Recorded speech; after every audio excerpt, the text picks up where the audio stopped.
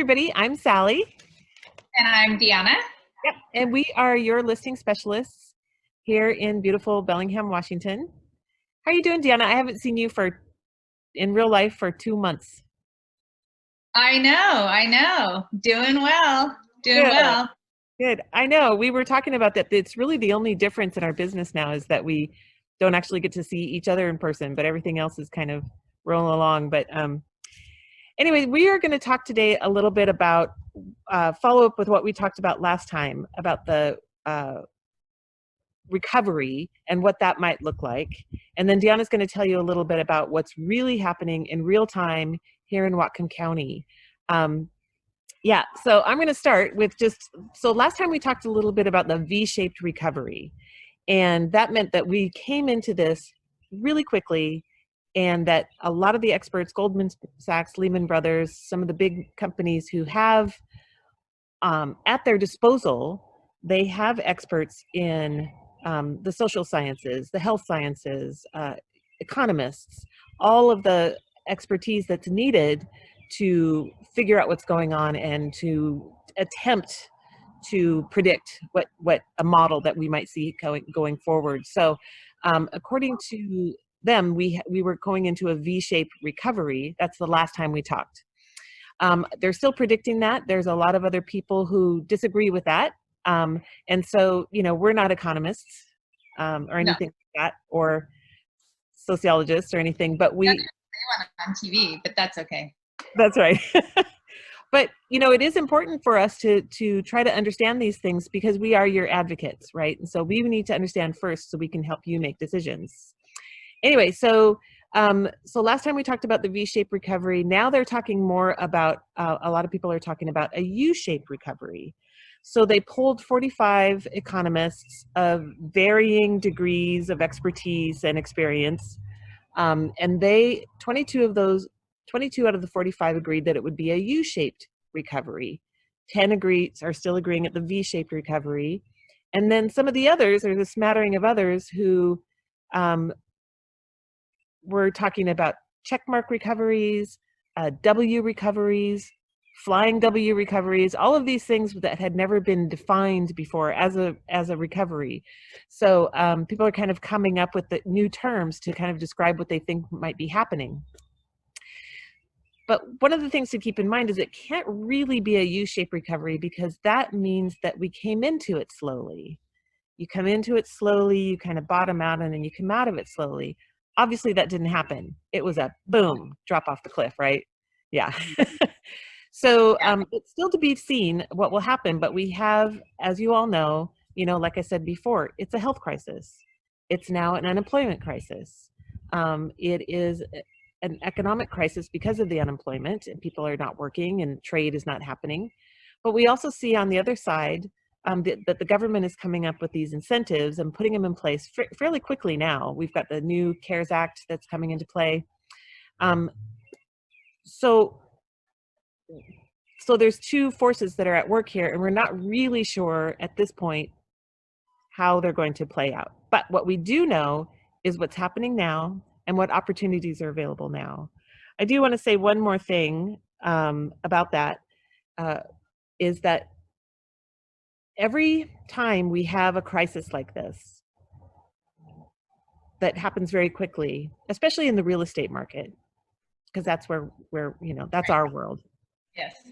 Is that we recover a little more quickly because we've learned from the last one and we've innovated and come up with ways to bounce back.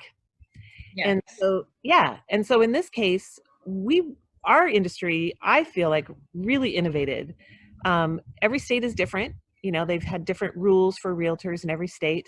It happened very quickly, but it's been amazing, really, how quickly we've adapted, right? Yes. Like lenders are still working, escrow companies are still working, inspectors are now still working, real estate agents are still working, homes are being sold.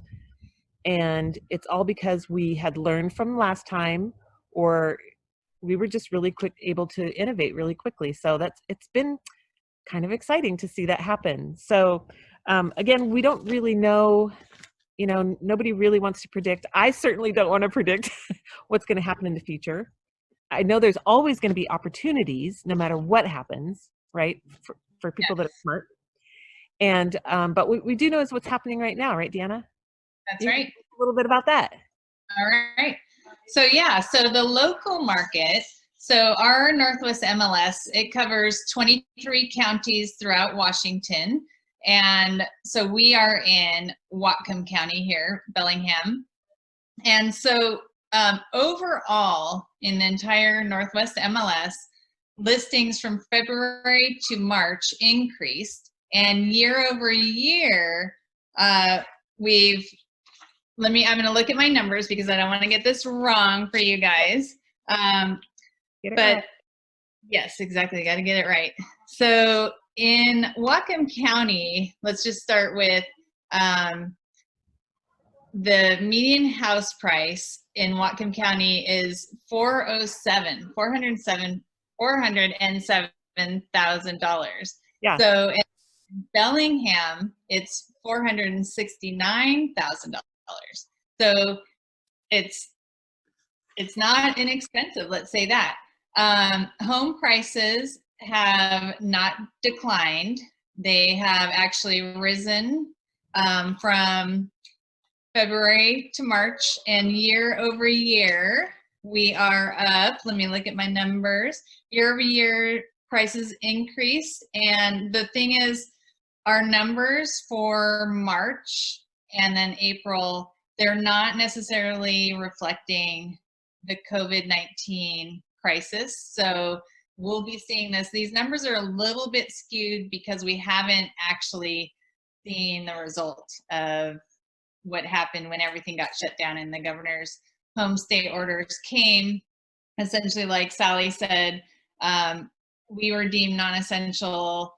Everybody had to stop working, and then as it very quickly, the financial sector went into, brought everything to their houses and were able to continue our closings and our pendings, which was amazing. And March actually surpassed February's total in pendings and sales. So all those numbers ticked up. We don't know what's happening yet in April because we don't have those numbers, but we'll be back to you at the beginning of April once those stats all come in with that update. But as far as 2020 goes, we were slated just to have a really great active year in real estate sales. With once COVID hit, of course, everything stopped and a lot of listings pulled off the market. But what we're seeing is that people who need to sell. And buyers who need and want to buy are still needing and wanting to buy. So we're actually still seeing multiple offers. We're still showing houses, everything. So the thing that really has sort of slowed in what I'm seeing is a little bit of the listings, right? The listings have gone down. Again, in April, we'll see where those stats actually fall. And overall, we have 1.3 months of inventory. In March, we had 1.3 months of inventory, which means if you were to take those houses, that amount of houses that were on the market and sell them, don't add any more houses to it, sell them, it would only take just over a month to sell that inventory. That's what that means, which means it is an extreme seller's market. If you have 6 months supply, that's an even market, and over 6 months start to go towards a buyer's market. So we're in an extreme seller's market. But the interesting thing is, so that means that prices are not declining. But the interesting thing is, because of the situation, being in an extreme market is completely different than it was in 2006. Absolutely. Because sellers can't just go, well, it's an extreme seller's market, I'm going to ask whatever, the sky's the limit, and I'll get it. Yeah. Not buyers are savvy, everybody knows the numbers. Yeah. So, but the good news is lending practices are a lot more restrictive, right? So the buyers that are buying actually do qualify. Correct. Yes. And there's a lot of cash buyers. There's a lot of people moving from different places, and in Whatcom County as well as other places, but in Whatcom County for sure, we have a lot of people, you know, selling other places that are more expensive and coming here to live, and so they are bringing their cash with them, which All those things are really buoying our market, aren't they? so I was going to say helps keep it all flowing, right? So yeah, Well, you know, news for us. I feel optimistic, even though things are in flux.